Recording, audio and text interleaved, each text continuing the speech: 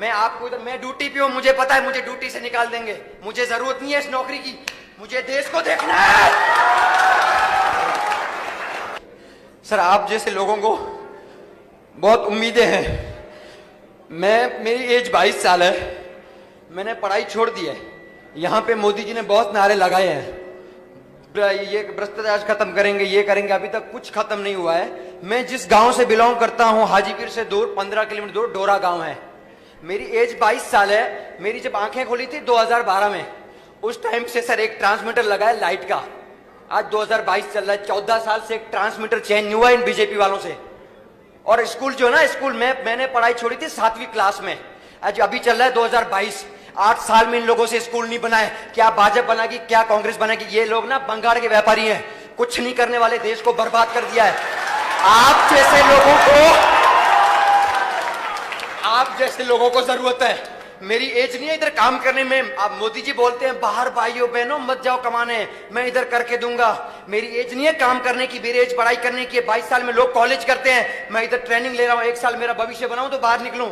इधर क्या विकास हुआ है? कुछ नहीं हुआ है सर। आप जैसे लोगों की जरूरत है, कुछ करो। हाथ जोड़ रहे हैं आपके लिए। मेरा नाम शाहबाज खान है। मेरा एड्रेस डोरा गांव है, डोरा हाजीपुर से दूर। 1 मिनट सर, हमारे को टाइम नहीं मिलेगा, हम गरीब लोग हैं, पैसे वालों की सुनते हैं। माइक दे दो। आप जैसे लोग हमारी सुनते हैं सर, और कोई हमारी सुनने वाला नहीं है।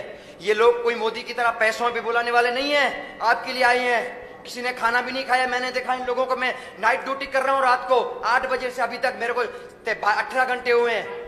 मैं ड्यूटी पे हूँ, मुझे पता है मुझे ड्यूटी से निकाल देंगे, मुझे जरूरत नहीं है इस नौकरी की, मुझे देश को देखना है।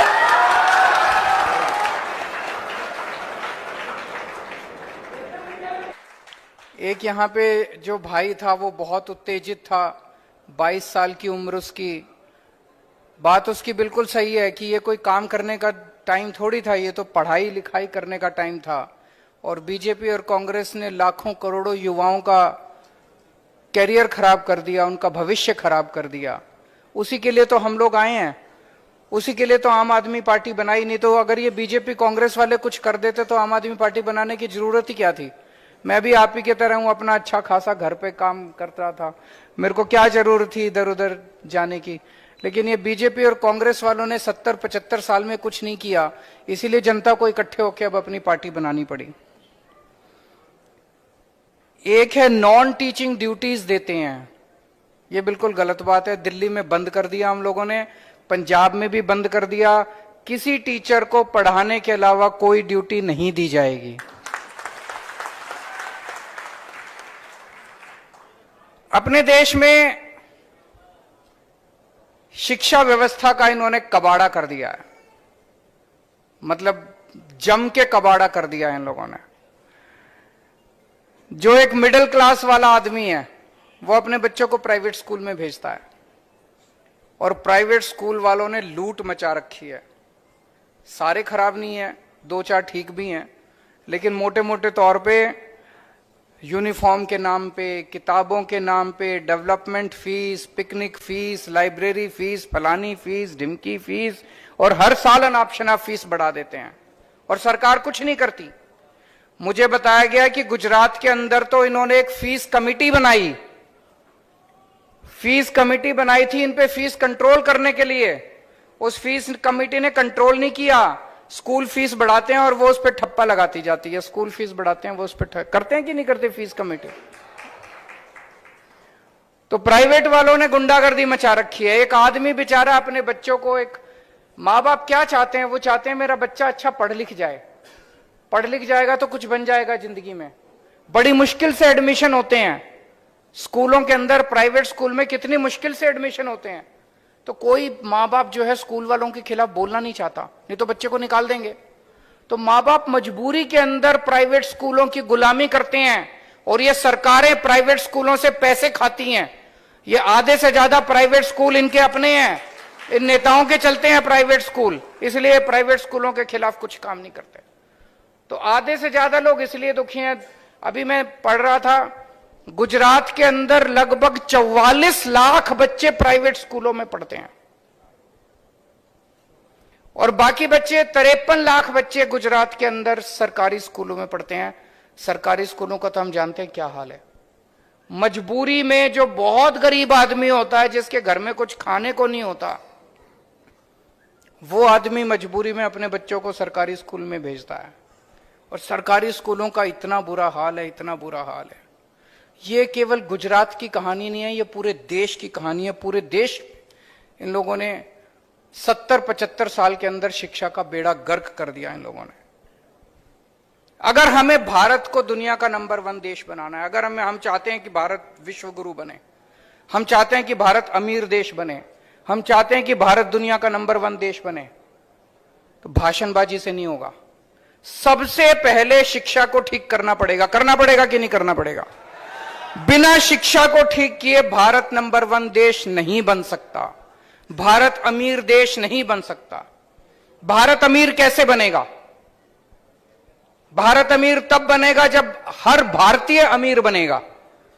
ऐसे तो नहीं हो सकता ना कि भारत के लोग तो गरीब रह जाएं और हम कहते भारत अमीर बन गया। जब हर भारत का आदमी, हर भारतवासी अमीर बनेगा, तभी तो भारत अमीर बनेगा। और जिस दिन भारत का हर आदमी अमीर बन गया, भारत अपने आप अमीर बन जाएगा। तो मेरा मकसद है हर गरीब आदमी को अमीर बनाना। गरीब आदमी अमीर कैसे बनेगा? मैं आपको उदाहरण देता हूं। दिल्ली के अंदर हमने शिक्षा शानदार कर दी है, सरकारी स्कूल बहुत अच्छे कर दिए। अभी आपके गुजरात के 30-40 पत्रकार आए थे, बोले केजरीवाल का भंडा फोड़ के आएंगे। ये यहां पे आता है गुजरात में, कहता है हमने स्कूल अच्छे कर दिए, अस्पताल अच्छे कर दिए। ये 2-3 दिन घूमे, इतना खुश हुए, इतना खुश हुए। जब मुझसे मिलने के लिए आए, बोले सर ये विरोधी जो मर्जी बोले, लेकिन आपने शिक्षा और स्वास्थ्य के अंदर गजब का काम किया है। आज दिल्ली के सरकारी स्कूलों के अंदर जो बच्चे पढ़ते हैं, गरीबों के बच्चे, अब तो मिडिल क्लास के बच्चे भी सरकारी स्कूल में आने लगे हैं। गरीबों के बच्चे, रिक्शे वाले के, मजदूर के बच्चे, किसान के जो बच्चे पढ़ते हैं, अब उन बच्चों के इंजीनियरिंग में एडमिशन होने लग गए। जैसे एक मैं उदाहरण देता हूं, एक कुशाल गर्ग है, 12वीं में पढ़ता था। उसके पिताजी कारपेंटर का काम करते हैं, मुश्किल से 8-10 हजार रुपए महीना कमाते हैं। कुशाल गर्ग कहता है कि मैं जब 7-8 साल पहले, जब हमारी सरकार नहीं बनी थी, उसके पहले वो सोच भी नहीं सकता था कि वो कुछ कर पाएगा, क्योंकि स्कूलों का बहुत बुरा हाल था। इस बार कुशाल गर्ग का all India institute of medical sciences में डॉक्टरी में हुआ है, डॉक्टर बनेगा अब कुशाल। ऑल इंडिया इंस्टीट्यूट में एडमिशन मिलना सबसे मुश्किल होता है, पृथ्वी के ऊपर सबसे मुश्किल है। उस लड़के का ऑल इंडिया इंस्टीट्यूट में हुआ, डॉक्टर बनेगा। सोच के देखो, जिस दिन वो डॉक्टर बनेगा उसकी स्टार्टिंग तनख्वाह 3-4 लाख रुपए महीना होगी। आज उसके पिताजी 8,000 रुपए कमाते हैं। तो उनका घर की गरीबी दूर हुई कि नहीं हुई? हो गई ना हुई? एक और बच्चा है, सोमेन करके है शायद, सोमेन गौर, नाम भूल गया मैं। वो बच्चा, उसके पिताजी प्लम्बर का काम करते हैं, वो भी 8-10 हजार रुपए महीना कमाते हैं। उस बच्चे का आईआईटी में कंप्यूटर साइंस में एडमिशन हो गया।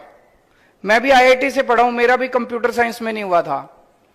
उसका आईआईटी में कंप्यूटर साइंस में। आप सोच के देखो, इस देश के अंदर एक गरीब आदमी का बच्चा अभी तक कभी कोई सपना भी नहीं देख सकता था, गरीब का बच्चा, कि मैं डॉक्टर बनूंगा, इंजीनियर बनूंगा।